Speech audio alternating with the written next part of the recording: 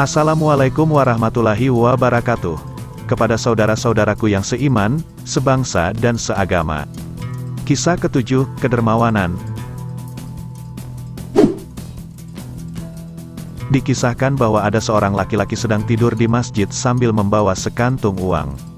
Ketika terjaga, ia tidak menemukan kantung uangnya.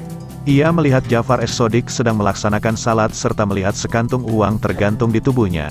Setelah Ja'far selesai salat, lelaki itu menarik kantong tersebut dari badan Ja'far. Ja'far bertanya, "Apa yang kau lakukan?" Ia menjawab, "Kau telah mencuri kantung uangku. Berapa jumlah uang yang terdapat di dalamnya?" Ja'far kembali bertanya.